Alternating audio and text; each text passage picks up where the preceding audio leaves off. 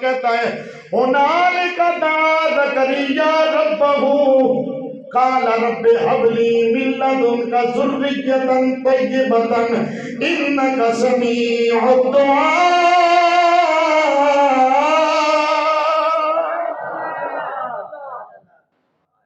حضرت سیدنا زکریا جناب مریم کے حجرے میں کھڑے ہو کے دعا مانگ رہے ہیں۔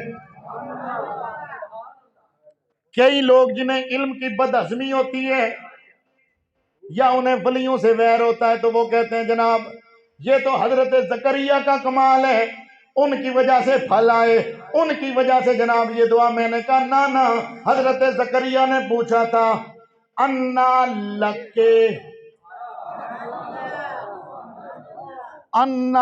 لکے ہاذا، لکا نہیں فرمایا، یعنی حضرت زکریا نے سیدہ مریم کو لو پوچھا اے مریم اے تیرے واسطے آئے نے۔ اسی حجرے میں کھڑے ہو کر کے جناب حضرت زکریا نے دعا فرمائی۔ اب میں جلدی سے آگے بڑھ رہا ہوں، دعا فرمائی تو کیا قبول ہوئی یا نہیں ہوئی؟ رب تعالیٰ فرماتا ہے فنادتہ الملائکۃ وہو قائم یصلی فی المحراب۔ ادھر ہی کھڑے تھے جناب زکریا، اسی محراب میں نماز میں مشغول تھے، فرشتوں نے ندا دی زکریا مبارک ہو، اللہ تجھے یحییٰ جیسا بیٹا عطا فرمائے گا۔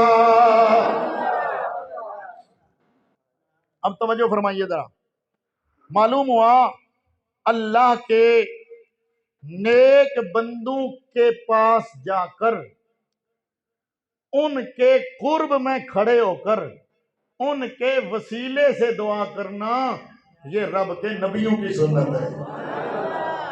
اور یہاں نبی کا فعل تعلیم امت کے لیے ہوتا ہے۔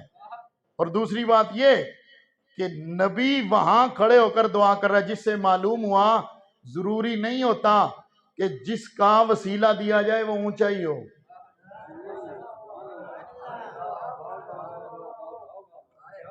جو سمجھ گئے ہو لطف لو، ضروری نہیں بس تسی مینوں آکھو بس تو ہی دعا کر، میں تے ہے ہی گناہگار نا، لیکن کوئی نیک ہو ضروری نہیں۔ بعض اوقات اس نیک کو بھی کسی عام بندے سے دعا کروانی پڑتی ہے۔ ہائے ہائے ہائے۔ اب ذرا توجہ، ایک امام اعظم ابو حنیفہ رحمہ اللہ تعالی ان کے مزار کی برکت بیان کر رہے ہیں امام شافعی، سبحان اللہ۔ شامی شریف کا مقدمہ جلد 1 صفحہ نمبر 135، امام شافعی فرماتے ہیں انی لاتبرک بابی حنیفہ